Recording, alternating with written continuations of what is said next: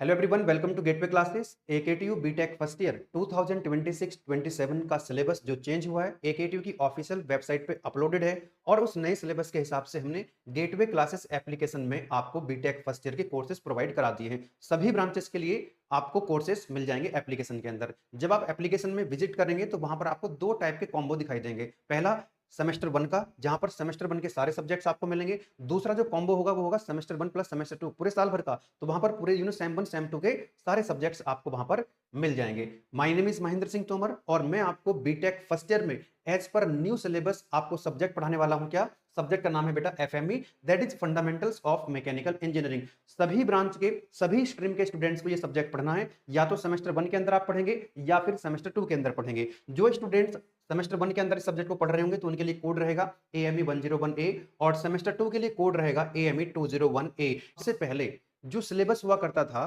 BTech first year का, वो common to all branch हुआ करता था। चाहे आपकी कोई भी ब्रांच है, CS, electrical, mechanical, EC, civil, सबका सिलेबस सेम होता था और सेकेंड ईयर में जाकर के वो syllabus branch wise, stream wise हुआ करता था। लेकिन इस बार न्यू एजुकेशन पॉलिसी के हिसाब से सिलेबस आपका अपडेट हुआ है और बहुत ज्यादा चेंजेस सिलेबस के अंदर आ गए हैं। ठीक है नाउ, तो मैं आपको यहां पर थोड़ा सा बताना चाहूंगा बेटा कि आपको बीटेक फर्स्ट ईयर के अंदर 12 सब्जेक्ट पढ़ने हैं। एक नॉन क्रेडिट 13 वाला जो 13वां सब्जेक्ट है, जबकि पहले बीटेक फर्स्ट ईयर में केवल 10 सब्जेक्ट थे। इस बार आपके बैच में 2026-27 में जो स्टूडेंट्स एडमिशन ले रहे हैं तो यहाँ पर सब्जेक्ट्स भी इंक्रीज हो गए हैं। ठीक है ना, तो 3 सब्जेक्ट यहाँ पर आपके बढ़ गए हैं बेटा पहले से, और सिलेबस भी पूरी तरीके से चेंज हुआ है। और यहाँ पर जो सिलेबस की क्वांटिटी वो भी इंक्रीज हुई है और क्वालिटी भी इंक्रीज हुई है। तो अच्छा सिलेबस इस बार आपको देखने को मिलेगा। तो बढ़िया से आप पढ़ना है, अच्छे से आपको समझना है। यहां पर मैं बताना चाहूंगा बेटा कि कुछ सब्जेक्ट ऐसे होंगे आपको बीटेक फर्स्ट ईयर के अंदर कि जो हर एक ब्रांच के लिए कॉमन होंगे। चाहे आपकी ब्रांच CS हो, इलेक्ट्रिकल हो, मैकेनिकल हो, EC हो, बीटेक फर्स्ट ईयर में आपने अगर एडमिशन लिया है केटीयू में तो एक सब्जेक्ट ऐसा है सेमेस्टर वन के अंदर जो सबको पढ़ना है, सेम सिलेबस है। उस सब्जेक्ट का नाम है प्रोग्रामिंग लैंग्वेजेस, जिसके अंदर आपको C लैंग्वेज और पाइथन पढ़नी है। डॉक्टर निधि पारासर मैम आपको पढ़ा रही है, बहुत ही बेहतरीन फैकल्टी है और second year, third year, fourth year के स्टूडेंट्स उनसे पढ़ चुके हैं। तो आप अपने सीनियर से बेटा फीडबैक ले सकते हो। तो प्रोग्रामिंग लैंग्वेज क्या हुआ बेटा? सभी स्ट्रीम के लिए, सभी ब्रांच के लिए कॉमन सिलेबस हो गया। लेकिन इसी तरह से आप जब सेकंड ईयर में जाएंगे सभी स्टूडेंट्स को पढ़ना होगा क्या? डेटा स्ट्रक्चर, वो भी आपको निधि पारासर मैम ही पढ़ाएंगे। लेकिन यहां पर बीटेक फर्स्ट ईयर के अंदर कुछ सब्जेक्ट ऐसे हो सकते हैं जो क्या होगा बेटा कि कुछ स्ट्रीम के अंदर सेम रहेगा उसका syllabus. For example, fundamentals of mechanical engineering का जो सिलेबस है वो CS स्ट्रीम हो गई, CSE, EC स्ट्रीम हो गई, इलेक्ट्रिकल स्ट्रीम हो गई, इन तीनों स्ट्रीम के लिए सेम रहने वाला है। तो आज जो मैं आपको सिलेबस इंट्रोडक्शन देने वाला हूं फंडामेंटल्स ऑफ मैकेनिकल इंजीनियरिंग का, तो वो किस किस स्ट्रीम के लिए है बेटा? CSE, EC और इलेक्ट्रिकल। ठीक है नाउ, अब कुछ सब्जेक्ट्स ऐसे भी हो सकते हैं कि उनका CSE स्ट्रीम के लिए अलग होगा, EC के लिए अलग होगा, इलेक्ट्रिकल के लिए अलग होगा। For example mathematics one, mathematics one semester one के अंदर सभी स्टूडेंट्स को पढ़ना होता है, लेकिन उसका सिलेबस ब्रांच वाइज वेरी कर सकता है। मैंने जैसा बताया, CS के अलग, EC के अलग, इलेक्ट्रिकल के अलग। ठीक है ना, तो और ये जो मैथमेटिक्स है गुलशन सर आपको पढ़ाते हैं और गुलशन सर के बारे में तो एकेटीयू के सभी स्टूडेंट जानते हैं। आप अपने second year, third year, fourth year के जो स्टूडेंट्स उनसे अगर आप पूछेंगे मैथमेटिक्स से पढ़े हैं तो बताएंगे गुलशन सर। ठीक है ना, तो गुलशन सर यहाँ पर आपको मैथमेटिक्स वन पढ़ाएंगे। तो कहने का मतलब बेटा मेरा ये है कि बीटेक फर्स्ट ईयर में जो सिलेबस आया है, कुछ सब्जेक्ट्स का जो सिलेबस है वो कुछ पर्टिकुलर स्ट्रीम के लिए सेम रह सकता है और एक सब्जेक्ट ऐसा भी, जैसे मैंने बताया, सभी ब्रांच के लिए सेम है। लेकिन कुछ सब्जेक्ट्स ऐसे भी हैं कि हर एक स्ट्रीम के लिए सिलेबस आपका अलग अलग होगा। तो इसलिए हमने गेटवे क्लास एप्लीकेशन में जो कोर्सेज प्रोवाइड कराए हैं आपको, वो स्ट्रीम वाइज कराए हैं। यानी कि जो CSE स्ट्रीम वाले स्टूडेंट्स हैं, है ना, वो अलग कोर्स मिलेगा उनको, EC वालों के लिए अलग मिलेगा, इलेक्ट्रिकल वालों के लिए बेटा अलग मिलेगा। ठीक है, चलिएगा। तो मैं सिलेबस इंट्रोडक्शन से पहले थोड़ा सा और चीजें क्लियर करना चाहूंगा। एक बार फिर से यहां पर मैं बताना चाहूंगा आपको कि बीटेक फर्स्ट ईयर में कितने सब्जेक्ट्स पढ़ने हैं आपको। मैंने बताया 6 सेम 1 में और 6 सेम 2 में, और एक जो सब्जेक्ट है आपको नॉन क्रेडिट सब्जेक्ट है एनवायरमेंट का, वो भी पढ़ना है। तो सब्जेक्ट्स यहां पर लिखे गए हैं, बहुत ज्यादा मैं डिटेल में नहीं जा रहा हूं। आपको ये PDF जो है टेलीग्राम चैनल पर हमने शेयर कर दी है, वहां से भी आप देख सकते हैं, पूरा कोर्स स्ट्रक्चर आपको दिख जाएगा। तो यहां पर आप देखिएगा तो पहला जो सब्जेक्ट है बेटा वो है या तो अप्लाइड फिजिक्स या तो अप्लाइड केमिस्ट्री। ठीक है, अब इनके टाइटल्स अलग अलग हो सकते हैं ब्रांच वाइज, लेकिन कॉमन जो कोर्स स्ट्रक्चर है बीटेक फर्स्ट का वो यही है। तो अप्लाइड फिजिक्स अगर आप सेम वन में पढ़ेंगे तो अप्लाइड केमिस्ट्री आप सेम टू के अंदर पढ़ेंगे। कुछ कॉलेज के अंदर ऐसा होगा कि अप्लाइड फिजिक्स को, अप्लाइड केमिस्ट्री को सेमेस्टर वन में पढ़ाया जाएगा, तो फिर फिजिक्स को कब पढ़ेंगे आप? सेमेस्टर टू में पढ़ेंगे। तो अल्टीमेटली बीटेक फर्स्ट ईयर में आपको ये सब्जेक्ट पढ़ने हैं। पहला हो गया, है ना, तो इन दोनों में से कोई एक सब्जेक्ट पढ़ लेंगे आप लोग सेमेस्टर वन के अंदर। ये आपका मैथमेटिक्स वन जो कि गुलशन सर आपको पढ़ा रहे हैं बेटा, ये आप सभी को पढ़ना है। नेक्स्ट जो सब्जेक्ट है वो थर्ड जो सब्जेक्ट है वो इलेक्ट्रिकल इंजीनियरिंग इलेक्ट्रॉनिक्स है। इनमें से एक आप पढ़ेंगे सेम 1 में और एक सेम 2 में पढ़ेंगे। एक जो नेक्स्ट जो सब्जेक्ट है आपका प्रोग्रामिंग लैंग्वेज, सभी ब्रांच वाले स्टूडेंट्स पढ़ेंगे इसको। कोई भी आपकी ब्रांच है एकेटीयू बीटेक फर्स्ट ईयर में अगर आप हैं तो आप यहां पर पढ़ रहे होंगे programming language, and this subject is taking by doctor Nidhi Parashar ma'am. Next जो सब्जेक्ट रहेगा बेटा फिफ्थ वन, इसका नाम रहेगा आपका इंडियन नॉलेज सिस्टम, या फिर इसके साथ आप पढ़ेंगे प्रोफेशनल कम्युनिकेशन। तो इनमें से कोई एक सब्जेक्ट सेम 1 में और फिर एक सेम 2 में। नेक्स्ट जो सब्जेक्ट रहेगा आपका एआई प्रॉम्प्ट इंजीनियरिंग रहेगा और फंडामेंटल्स ऑफ मैकेनिकल इंजीनियरिंग, एक सेम 1 में और एक सेम 2 के अंदर आप पढ़ेंगे। ये जो सब्जेक्ट है आपका फंडामेंटल्स ऑफ मैकेनिकल इंजीनियरिंग, ये सब्जेक्ट आपको यहां पर मैं पढ़ाऊंगा, ठीक है। तो आज इस सब्जेक्ट का हम सिलेबस इंट्रोडक्शन करेंगे। तो इस तरह से बेटा ये हो गए आपके 6 सब्जेक्ट, ठीक है।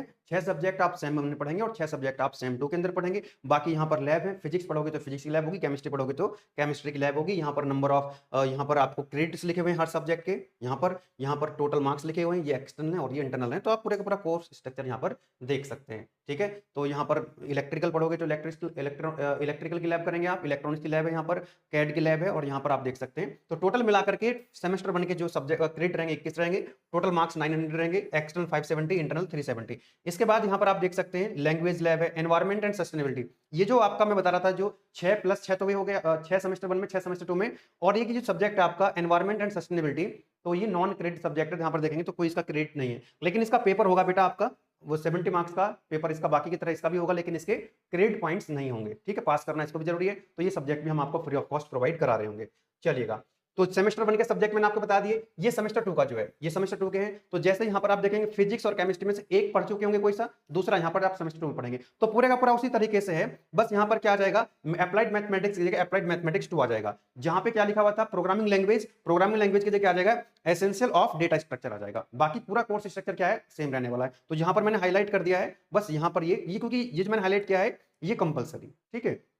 बाकी 2 में से एक आप पढ़ेंगे सेमेस्टर 1 में सेमेस्टर 2 में। तो सेमेस्टर 1 की तरह जैसे 21 क्रेडिट्स थे तो यहाँ पर सेमेस्टर 2 के भी 21 क्रेडिट्स हैं, यहाँ पर 900 बिल्कुल सेम रहने वाला है, कोई डिफरेंस नहीं है। तो ये तो हो गया कोर्स स्ट्रक्चर सभी ब्रांच के लिए, सभी स्ट्रीम के लिए, ठीक है। चलिए आगे बढ़ते हैं बेटा। नेक्स्ट, अब जब आप एप्लीकेशन के अंदर जाएंगे तो जैसा कि मैंने आपको बताया कि आप अपनी स्ट्रीम के हिसाब से अपनी ब्रांच के हिसाब से कोर्स के अंदर एनरोल करेंगे, ठीक है ना। क्योंकि इस बार नंबर ऑफ कोर्सेज ज्यादा है, क्योंकि ब्रांच वाइज जब सिलेबस दिया है भाई एआईसीटी ने एकेटीयू ने जब आपको ब्रांच वाइज सिलेबस दिया है, तो हम लोग भी क्या कर रहे हैं आपको ब्रांच वाइज यानी कि स्ट्रीम वाइज आपको यहाँ पर प्रोवाइड करा रहे हैं पूरे का पूरा कंटेंट। तो याद रखिएगा पूरा कंटेंट आपको मिलेगा नए सिलेबस के हिसाब से। तो जब आप एप्लीकेशन के अंदर जाएंगे तो अगर आपकी सीएससी स्ट्रीम है, कंप्यूटर साइंस स्ट्रीम है, तो इस तरह का बैनर आपको दिखेगा और वहां पर मेंशन होगा कि सीएस स्ट्रीम। अब जितने भी सीएस स्ट्रीम वाले स्टूडेंट्स हैं वो इस कोर्स के अंदर एनरोल करेंगे। इसमें आपको जैसे कि मैंने बताया था सेम 1 प्लस सेम 2 पूरे साल भर का कोर्स मिल जाएगा। अगर आप चाहते हैं केवल सेम 1 का तो सेम 1 का आप ले सकते हैं, उसके बाद जब सेम 2 में आप आ जाओगे तो सेम 2 का कोर्स ले सकते हैं, ठीक है। तो ये किसका हो गया बेटा, ये हो गया सीएससी स्ट्रीम का। और सीएस स्ट्रीम के अंदर AI ML cyber security data science ये सारी ब्रांच जो है सीएस स्ट्रीम के अंदर आ जाएंगी, ठीक है ना। तो सीएस स्ट्रीम का सिलेबस क्या रहने वाला है, सबका सेम रहेगा। इसके अंदर 17-18 ब्रांच है, वो भी मैं आपको बताऊंगा अभी। दूसरा, अगर आप इलेक्ट्रिकल स्ट्रीम से हैं, है ना, कौन सी स्ट्रीम आपकी इलेक्ट्रिकल है ना, डबल ई हो गया, ट्रिपल ई हो गया, तो इसके अंदर आपका इलेक्ट्रिकल वाले स्टूडेंट्स को जो है ये वाला कोर्स के अंदर एनरोल करना है, सेम 1 प्लस सेम 2, ये हो गया सेम 1 का। इसी तरह से अगर आपकी स्ट्रीम कौन सी है, इलेक्ट्रॉनिक्स एंड कम्युनिकेशन, तो आपको इस कोर्स के अंदर एनरोल करना है, ठीक है ना।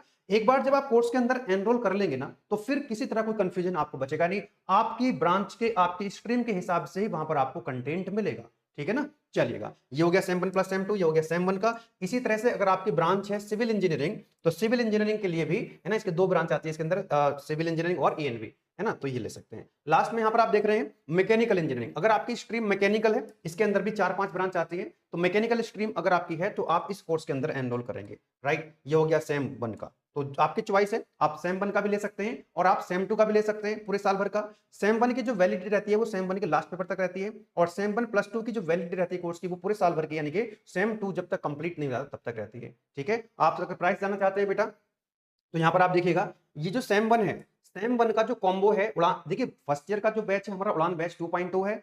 इसमें आपको टोटल 6 सब्जेक्ट मिलेंगे, क्योंकि सेमेस्टर 1 के अंदर 6 सब्जेक्ट आपको पढ़ने हैं। तो जो भी सब्जेक्ट आपके कॉलेज में चल रहे होंगे सेम ही चलेंगे, बस उनके टाइटल क्या होंगे, अलग अलग हो रहे होंगे, ठीक है ना। तो कुल मिलाकर के सेम 1 के सारे सब्जेक्ट्स, सेम 1 के सारे सब्जेक्ट, कोई भी आपकी ब्रांच है, कोई भी आपके स्ट्रीम में, सारे सब्जेक्ट्स आपको पढ़ाए जाएंगे। और इसका जो प्राइस रहेगा वो रहेगा 1989। लेकिन यहाँ पर अर्ली बर्ड ऑफर मिलता है, 500 का डिस्काउंट आपको मिलेगा। तो 500 इसमें से अगर आप माइनस कर देंगे तो रह जाएगा ये 1489, ठीक है ना, क्या रह जाएगा 1489। तो जैसे ही आप ये कूपन कोड अप्लाई करेंगे आरंभ 500, तो 500 कम हो जाएंगे। अब आपका जो ऑफर के बाद प्राइस बचेगा बेटा 1489 बचेगा। अब क्योंकि इसके अंदर 6 सब्जेक्ट हैं, आप इसको 6 से जब डिवाइड कर दोगे तो आ जाएगा 248, तो लगभग 250 एक सब्जेक्ट का जो एवरेज प्राइस आएगा वो 250 के आसपास आएगा, ठीक है ना, अगर आप सेमेस्टर 1 का कॉम्बो पैक लेते हैं, सेमेस्टर 1 का आरंभ बैच 2.0 लेते हैं। वहीं अगर आप सेम 1 प्लस सेम 2 कॉम्बो के अंदर एनरोल करते हैं आरंभ बैच 2.0 पूरे साल भर का, तो यहां पर आपको कितने सब्जेक्ट मिलेंगे, टोटल 12 सब्जेक्ट मिलेंगे, है ना। एक 13वां जो सब्जेक्ट है नॉन वो नॉन क्रेडिट सब्जेक्ट है, वो भी फ्री ऑफ कॉस्ट इसके अंदर मिलेगा, ठीक है ना। तो यहां पर आप देखिएगा तो 12 सब्जेक्ट आपको मिल गए यहां पर। तो ये 12 सब्जेक्ट जो है 2888 के होंगे, लेकिन इसमें भी आपको शुरुआत में क्या मिलेगा, 500 का कूपन मिलेगा। तो कूपन अप्लाई करेंगे तो इसमें से माइनस कर देंगे 500 बेटा, तो यहां पर आ जाएगा प्राइस इसका 2388। इसको क्योंकि इसके अंदर कितने सब्जेक्ट हैं, 12 सब्जेक्ट हैं, तो आप इसको जैसे ही 12 से डिवाइड करोगे बेटा तो ये कितना आ जाएगा 199, यानी कि एक सब्जेक्ट का एवरेज प्राइस कहां कितना बच गया यहां पर 199 यानी 200। तो 200 में आपको एक पूरा सब्जेक्ट मिल रहा है, कितना 200 में पूरा सब्जेक्ट मिल जा रहा है आपको आरंभ बैच 2.0 के अंदर। दैट इज वेरी अफोर्डेबल, और इसमें पूरा नया कंटेंट आएगा, हर सब्जेक्ट के टीचर्स आपको अलग अलग मिल रहे होंगे, ठीक है ना। यहाँ पर स्वाति मैम आपको इलेक्ट्रॉनिक्स पढ़ाएंगी, मैं आपको मैकेनिकल पढ़ाऊंगा, गुलशन सर मैथ्स पढ़ाएंगे, है ना, डॉक्टर निधि पारा सर मैम आपको कंप्यूटर साइंस के सब्जेक्ट पढ़ा रहे होंगे। तो बहुत बढ़िया कंटेंट, बहुत जितने भी फैकल्टी होंगी एक्सपीरियंस फैकल्टी होंगी, वेल क्वालिफाइड फैकल्टी होंगी, है ना। मैं हम जो है फैकल्टी का इंट्रोडक्शन भी आपको बीच बीच में कराते रहेंगे कि कौन आपको पढ़ाने वाले हैं। तो इसलिए आप जो है अपनी यहाँ पर आपको मैंने दिखा दिए अपनी स्ट्रीम जो है आपकी, उसके हिसाब से आप अपना कोर्स सेलेक्ट करेंगे, कोर्स के अंदर एनरोल करके अपनी पढ़ाई स्टार्ट करेंगे, ठीक है। नाउ अब यहाँ पे मैं आपको बता देना चाहता हूँ कि ये जो सब्जेक्ट है हमारा फंडामेंटल्स ऑफ मैकेनिकल इंजीनियरिंग, इस फंडामेंटल्स ऑफ मैकेनिकल इंजीनियरिंग का जो सिलेबस है वो 3 स्ट्रीम के लिए सेम रहने वाला है, ठीक है ना। अब क्योंकि ये जो स्ट्रीम है ना, ये भी तो आपको पता होना चाहिए ना कि मैं कौन से स्ट्रीम के अंदर आता हूं। आपने एडमिशन लिया है मान लीजिए मशीन लर्निंग एआईएमएल में, तो एआईएमएल किसके अंदर आता है, वो आता है आपका सीएससी के अंदर। आपने लिया है ट्रिपल ई में एडमिशन, तो वो किस में आता है, डबल ई स्ट्रीम के अंदर आता है। तो हमने हर कोर्स में स्ट्रीम को जो है मेंशन कर दिया है। तो ये जो स्ट्रीम यहाँ पर लिखी गई है, मैकेनिकल स्ट्रीम, सिविल स्ट्रीम, है ना, ईसी स्ट्रीम, तो इनमें कौन कौन से ब्रांच आती हैं वो भी आपको पता होना चाहिए, तभी तो आपको जो है क्लैरिटी रहेगी। तो कंप्यूटर साइंस की जितनी भी स्ट्रीम है बेटा वो यहाँ पर हमने लिख दी है, ताकि किसी भी तरह का कोई कंफ्यूजन ना रहे। ये आप देख सकते हैं, इसका स्क्रीनशॉट ले सकते हैं, ठीक है। Computer science and engineering, computer science, computer engineering, information technology, computer science and technology, cyber security, data science, machine learning, है ना, एआईएमएल, सारी ब्रांच किसके अंदर आती है, ये सारी की सारी ये सीएससी स्ट्रीम के अंदर आती है। तो इनमें से अगर कोई भी आपकी ब्रांच है, एकेटी बीटेक फर्स्ट ईयर में आपने एडमिशन लिया है, तो आप स्ट्रीम जो है सीएससी स्ट्रीम का आरंभ बैच 2.0 ले सकते हैं।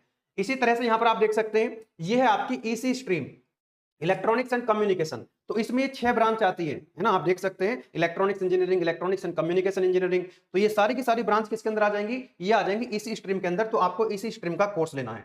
नेक्स्ट आता है आपका बेटा यहाँ पर डबल ई, है ना, double E stream.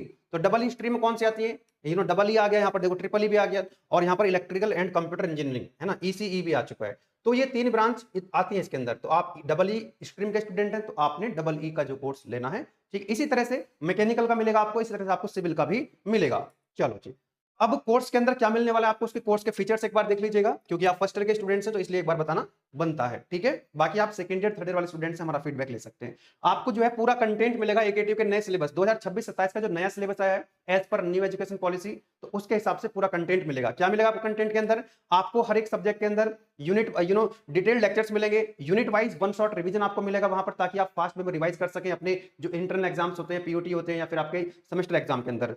Printable PDF notes आपको मिलेंगे, जो नोट्स हम आपको देंगे उनको आप प्रिंट करा सकेंगे व्हाइट बैकग्राउंड में। ई बुक आपको यहाँ पर दी जाएगी, है ना। इस बार हम आपको क्या देने वाले बेटा, ई बुक देने वाले हैं, okay. Now comprehensive question bank, क्योंकि नया सिलेबस है तो यहाँ पर एक क्वेश्चन का पूरा सेट हम आपको देंगे, और उसमें भी आपको एक अलग से सीट दी जाएगी, जिनकी चांसेस ज्यादा होते हैं कि एकेटी में क्वेश्चन पूछे जाएंगे। तो मोस्ट इंपॉर्टेंट क्वेश्चन का एक शीट आपको प्रोवाइड कराएंगे subject wise, unit wise, expert guidance, और आपको यहाँ पर जो है एकेडमिक सपोर्ट मिलेगा। आप जिस भी कोई भी कोर्स अगर आप एप्लीकेशन के अंदर लेते हैं तो वहां पर आपको, जैसे मैकेनिकल में पढ़ाऊंगा तो मैकेनिकल के रिगार्डिंग मैं आपको वहां पर गाइड करूंगा, मैथमेटिक्स के लिए गुलशन सर आपको गाइड करेंगे, स्वाति मैम आपको इलेक्ट्रॉनिक्स के लिए गाइड करेंगी, कंप्यूटर के लिए आपको जो है निधि मैम गाइड करती रहेंगी, तो किसी भी तरह की कोई दिक्कत नहीं आएगी। बैच के अंदर आपको वेल क्वालिफाइड एक्सपीरियंस फैकल्टी मिलेंगी। एप्लीकेशन जो है वो प्ले स्टोर पे है, ऐप स्टोर पे भी है और विंडो पे भी अवेलेबल है, आप एक्सेस कर सकते हैं। ठीक है, चलिएगा तो थोड़ा सा मैं यहाँ पर कोर्स के बारे में, जो सिलेबस है हमारा मैकेनिकल इंजीनियरिंग का, उसके बारे में बता देता हूँ। तो जैसा कि मैंने यहाँ पर मेंशन कर दिया है, ठीक है ना, किसी भी तरह का कोई कंफ्यूजन नहीं बचेगा आपका। जैसे जैसे हम सिलेबस इंट्रोडक्शन बताते जाएंगे, तो हमने वहां पर लिख दिया है कि ये जो सिलेबस मैं आपको पढ़ाने वाला हूं, क्योंकि मैंने बताया ना आपको हर एक सब्जेक्ट का जो सिलेबस है वो क्या होता है कि स्ट्रीम वाइज वेरी कर सकता है, ठीक है ना। तो यहां पर जो मैं आज सिलेबस आपको दिखा रहा हूं, फंडामेंटल्स ऑफ मैकेनिकल इंजीनियरिंग का, ये सिलेबस सेम रहने वाला है सीएससी के लिए, ईसी के लिए और डबल ई के लिए, इन तीनों स्ट्रीम के लिए ये सिलेबस सेम रहेगा। तो आप यहां पर देखेंगे जितने भी हमारे बीटेक फर्स्ट ईयर के सब्जेक्ट्स हैं, तो वहां पर पहले भी इतना, ये मतलब 5 यूनिट रहती है। एक सब्जेक्ट के अंदर कितनी यूनिट है बेटा? 5 यूनिट है, there are 5 units.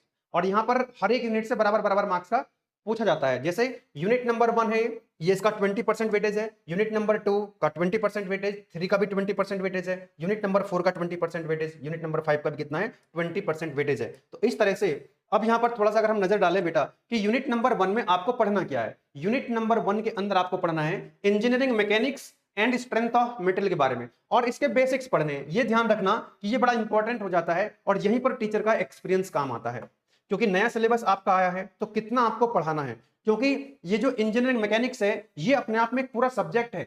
Mechanical engineering second year third year में जाकर जा पढ़ते हैं। स्ट्रेंथ ऑफ मटेरियल अपने आप में एक सब्जेक्ट है, लेकिन यहां पर आपको क्या बताना है बेटा?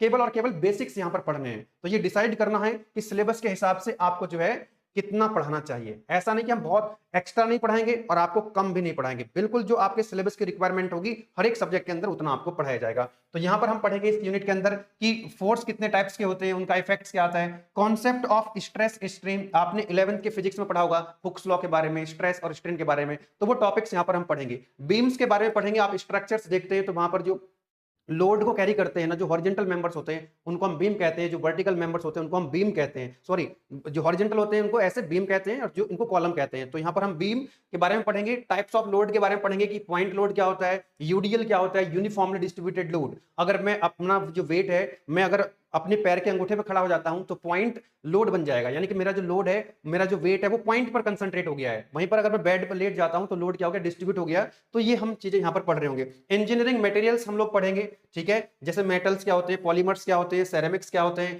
कंपोजिट मटेरियल्स क्या होते हैं, उनकी प्रॉपर्टीज और उनके यूज। जो मटेरियल्स हैं इनकी प्रॉपर्टीज क्या होती हैं और उनको ऐसे हम कहां कहां पर यूज करते हैं। अब देखिए आप ये पढ़ क्यों रहे हो सब्जेक्ट? आपके मन में सवाल आ सकता है कि सर हम तो कंप्यूटर साइंस के हैं, हम तो इलेक्ट्रॉनिक्स इंजीनियरिंग के हैं, तो हम ये क्यों पढ़ रहे हैं? क्योंकि ये जो चीजें हैं ना, थोड़ा सा ना, ये बिल्कुल बेसिक बेसिक हमको यहाँ पढ़ना है और ये आपकी डेली लाइफ से जुड़े हुए टॉपिक्स होते हैं। लाइक जैसे अब इनके यूज कहां पर है, एप्लीकेशंस कहां पर है। इस बार जो आपका जो सिलेबस आया है उसमें लिखा है इन्होंने, जो चीज आप पढ़ोगे तो उसके एप्लीकेशंस कहां पर है ना। हम तो पहले से बताते हुए आए हैं, लेकिन इस बार इन्होंने मेंशन भी कर दिया है। जैसे आप लैपटॉप यूज करते हैं, है ना, सर्वर रैक यूज करते हैं, तो उनके फ्रेम बनाए जाते हैं। तो जब फ्रेम बनाए जाते हैं उनके, तो वहां पर क्या होता है? लोड आते हैं। तो कौन से लोड हो सकते हैं? थोड़ा सा बेसिक आइडिया यहाँ पर आपको रहना चाहिए। फ्रेम, है ना, यहाँ पर load on A tower antenna, tower के जो एंटीना टावर जो होते हैं, टावर एंटीना जो होते हैं बेटा, वहां पर भी हम इसकी वो भी एप्लीकेशंस हैं। Material selection for a robot arm, आप रोबोट बना रहे हैं, मान लीजिए आप इसी के स्टूडेंट्स हैं, आप रोबोट बना रहे हैं, तो रोबोट आर्म में जो है इन सभी टॉपिक्स का यूज देखने को मिलता है कि भाई वहां पर जो रोबोट की आर्म बनेगी उसका मटेरियल क्या होगा, उस मटेरियल की क्या प्रॉपर्टी होनी चाहिए, ठीक है। नाउ इलेक्ट्रिक व्हीकल्स, इलेक्ट्रिकल वाले जो स्टूडेंट्स हैं या मैकेनिकल वाले जो स्टूडेंट्स हैं वो इलेक्ट्रिक व्हीकल्स के बारे में पढ़ते हैं, तो यहाँ पर थोड़ा ये इसके एप्लीकेशंस हो गए। नेक्स्ट यूनिट नंबर 2 के अंदर पढ़ना है बेटा आपको थर्मोडायनामिक्स एंड हीट ट्रांसफर के बारे में। थर्मोडायनामिक्स, है ना, हीट ट्रांसफर, जैसे इसके एप्लीकेशंस कहां पे मिलेंगे आपको? जैसे कूलिंग फैन एंड जितने भी आपके एयर कंडीशनर है, इसमें क्या होती है? हीट ही तो ट्रांसफर होती है। तो ये किस तरह से, मतलब इसके अंदर जो हीट ट्रांसफर प्रोसेस क्या होता है, हीट ट्रांसफर के कितने मोड होते हैं, है ना, मेटल में हीट कैसे ट्रांसफर होती है, लिक्विड में कैसे हीट ट्रांसफर होती है, गैसेस में, एयर में कैसे हीट ट्रांसफर होती है। तो यहाँ पर 3 मोड आपको पढ़ने हैं। कौन कौन से? यहाँ पर आपको पढ़ना है बेटा कंडक्शन, कॉन्वेक्शन और रेडिएशन। ये तीनों मोड्स, हीट ट्रांसफर के 3 मोड होते हैं, इनके बारे में हम थोड़ा सा बेसिक आइडिया लेंगे। देन सिस्टम क्या होता है, सराउंडिंग क्या होता है, लॉज ऑफ थर्मोडायनामिक्स। तो यहाँ पर आपको बेसिक उनके स्टेटमेंट देखने हैं। Zeroth law, first law of thermodynamics, second law of thermodynamics and third law of thermodynamics. तो इनके बेसिक्स हम यहाँ पर बताएंगे, क्योंकि आपके सिलेबस में बेसिक्स ही है ना। थर्मोडायनामिक्स तो अपने आप में एक बड़ा सिलेबस है और हीट एंड मास ट्रांसफर का भी अपना आप में बड़ा सिलेबस है, बट हम फोकस करेंगे इसके बेसिक्स पे, ठीक है। ये भी मैंने आपको बताया कि कहां कहां पर ये काम आते हैं एप्लीकेशंस। यूनिट नंबर 3 के अंदर बेटा आपको पढ़ना है machine elements and power transmission, कि भाई पावर को ट्रांसफर करना है, ठीक है, आपको दो कंपोनेंट्स को जोड़ना है, दो प्लेट है, दो प्लेट को जोड़ना है, ज्वाइंट बनाना है, तो कैसे बना सकते हैं? आप बना सकते हैं बोल्ट्स के, है ना, स्क्रू के बारे में हम पढ़ेंगे, है ना, स्क्रू ड्राइवर से इसका आप स्क्रू की, है ना, टाइप्स एंड यूज, कीज कितने टाइप्स की होती है, उनके यूज कहां कहां पर है, शाफ्ट एंड कपलिंग, आपको पावर ट्रांसफर करनी है तो वहां पर हम शाफ्ट का यूज कर रहे होते हैं। इसमें भी रिजिड और फ्लेक्सिबल के बारे में पढ़ेंगे, बियरिंग्स के बारे में पढ़ेंगे हम, ball bearing and roller bearing. इनके एप्लीकेशंस कहां पे मिलते हैं बेटा? आपको गियर ट्रेन के अंदर, गियर ट्रेन के अंदर आपको जो है डायरेक्शन चेंज करनी है, स्पीड डिक्रीज करनी है, तो वहां पर इनका हम यूज कर रहे होंगे। ठीक है, आगे नेक्स्ट यूनिट नंबर 4 है बेटा, इसके अंदर पढ़ेंगे मैन्युफैक्चरिंग प्रोसेस का जो बेसिक आइडिया आपको यहां पर रहना चाहिए। जैसे कोई भी कंपोनेंट आप अपने सराउंडिंग में देखते हैं तो वो किसी ना किसी मैन्युफैक्चरिंग प्रोसेस से तो बना होगा, कोई ना कोई मैन्युफैक्चरिंग टेक्नोलॉजी वहां पर यूज करी गई होगी। जैसे ये पेन है तो पेन भी किसी ना किसी मैन्युफैक्चरिंग टेक्नोलॉजी से, मैन्युफैक्चरिंग प्रोसेस से बना होगा। ये डिजिटल बोर्ड है, ये फर्नीचर है, सामने ऐसे कंपोनेंट्स हैं, सीलिंग फैन है, आपके जितने भी व्हीकल्स हैं, स्कूटी है, बस है, ट्रैक्टर है ना, कार है, इनके जो कंपोनेंट्स होते हैं इंजन के अंदर, है ना, कनेक्टिंग रॉड, सिलेंडर, इंजन, ये सब क्या कंपोनेंट्स हैं। तो ये सब कंपोनेंट्स किसी ना किसी मैन्युफैक्चरिंग प्रोसेस से तो बने होंगे। तो मैन्युफैक्चरिंग प्रोसेस क्या होता है उसको हम समझ रहे होंगे। अब इसके अंदर एक कास्टिंग आता है ना, कास्टिंग को समझेंगे क्या होता है, फॉर्मिंग आता है, मशीनिंग आता है। मशीनिंग भी अपने आप में बहुत बड़ा सिलेबस होता है, लेकिन इसमें स्पेसिफाई कर दिया कि आपको ड्रिलिंग पढ़नी है, मिलिंग पढ़नी है और ग्राइंडिंग पढ़नी है। ज्वाइनिंग के अंदर आपको सोल्डरिंग और ब्रेजिंग पढ़नी है। 3D प्रिंटिंग के बारे में पढ़ना है, सीएनसी मशीनिंग के बारे में पढ़ना है। सीएनसी का मतलब फुल फॉर्म होती है computer numerical control, computer numerical control, तो इसके बारे में हम लोग पढ़ रहे होंगे। इसके एप्लीकेशंस कहां पर है? इसमें 3D printing, drone frame, drone के फ्रेम बनाए जाते हैं, कास्ट एल्यूमिनियम हीट सिंक बनाए जाते हैं, वेल्डेड सर्वर रैक बनाई जाती है। तो हम जो टॉपिक भी पढ़ेंगे उनके एप्लीकेशंस यानी कि उनके यूज भी आपको ध्यान रखने होंगे। ठीक है, नाउ द लास्ट यूनिट है बेटा मैकेट्रॉनिक्स। तो मैकेट्रॉनिक्स मतलब एक तरह से हम ऑटोमेशन की तरफ बढ़ रहे हैं। मैकेट्रॉनिक्स जो होती है बेटा, ये कॉम्बिनेशन होता है ऑल दी ब्रांच, जैसे आपका सीएस, इलेक्ट्रिकल, मैकेनिकल, ईसी, सभी ब्रांच का जो एक मल्टी डिसिप्लिनरी अप्रोच होती है जिसको हम कहते हैं मैकेट्रॉनिक्स। इसके बारे में पढ़ेंगे, रोबोटिक्स के बारे में पढ़ेंगे, इमर्जिंग मैकेनिकल सिस्टम के बारे में हम यहाँ पर पढ़ रहे होंगे। तो ये आपका रहेगा बेटा सिलेबस, हर एक यूनिट का बराबर वेटेज है। बाकी हम जैसे जैसे आगे बढ़ते जाएंगे यूनिट वाइज, हम जैसे जैसे आगे बढ़ेंगे तो आपको और पिक्चर क्लियर होते चली जाएगी। तो गेटवे क्लासेस एप्लीकेशन पे ब्रांच वाइज, स्ट्रीम वाइज आपको जो है सिलेबस मिलेंगे। बस आपको ये ध्यान रखना है जब आप एप्लीकेशन में जाएंगे तो आपको ये देखना है अगर आप सीएस के अंदर आते हैं तो सीएस स्ट्रीम, है ना, सीएससी स्ट्रीम ये वाला कोर्स लेंगे। इसके अंदर 17-18 ब्रांच है, सबका सिलेबस सेम है। इसी तरह से ईसी के अंदर 6 ब्रांच है, तो वो ईसी स्ट्रीम वाला कोर्स ले लेंगे आप, है ना। तो आपको ध्यान रखना है कि स्ट्रीम कौन सी है आपकी, है ना। मैकेनिकल स्ट्रीम है तो मैकेनिकल स्ट्रीम वाला कोर्स लेंगे, सिविल है आपका तो सिविल वाला कोर्स ले लेंगे, और एक बच के आपका इलेक्ट्रिकल। तो ये पांचों ब्रांच के जो कोर्स है, पांचों स्ट्रीम के, अब मैं ब्रांच नहीं कहूंगा इनको, ये 5 स्ट्रीम है जिनके कोर्सेस हमने एप्लीकेशन के अंदर आपको प्रोवाइड करा दिए हैं, है ना। वहां पर सिलेबस इंट्रोडक्शन और लेक्चर्स आने स्टार्ट हो गए हैं, है ना। तो जो जो कंटेंट आपको मिलता जा रहा है आप उसको पढ़ते जाइएगा। जब आप अपने कोर्स के अंदर एनरोल कर लेंगे तो किसी भी तरह कंफ्यूजन रहेगा, उसमें सिर्फ और सिर्फ आपकी स्ट्रीम का, आपकी ब्रांच का ही कंटेंट मिलेगा। एक भी कंटेंट वहां पर एक्स्ट्रा आपको दिखेगा नहीं, किसी तरह कोई कंफ्यूजन आपको होगा नहीं, ठीक है ना, क्योंकि फर्स्ट टाइम हुआ है कि आपका जो सिलेबस है ब्रांच वाइज आया है। ठीक है, चलो मिलेंगे आप लोगों से नेक्स्ट क्लास में। हम स्टार्ट करेंगे इसकी यूनिट नंबर 1 से। ठीक है, यूनिट नंबर 1 से हम स्टार्ट करेंगे। ध्यान रखना कि ये जो मैंने आपको सिलेबस बताया है ये किसके लिए है बेटा, ये सिलेबस है सीएससी स्ट्रीम के लिए, ईसी स्ट्रीम के लिए और इलेक्ट्रिकल के लिए। बाकी अलग सिलेबस रहेगा मैकेनिकल स्ट्रीम के लिए और सिविल स्ट्रीम के लिए, इनका एक सिलेबस रहेगा। नेक्स्ट वीडियो में उसका मैं सिलेबस बताऊंगा जो मैकेनिकल स्ट्रीम है, जिनकी सिविल स्ट्रीम है। ठीक है बेटा, चलो मिलेंगे आप सभी को। आप जो है अपनी जर्नी स्टार्ट करने जा रहे हैं बीटेक की, आप सभी को all the best, thank you.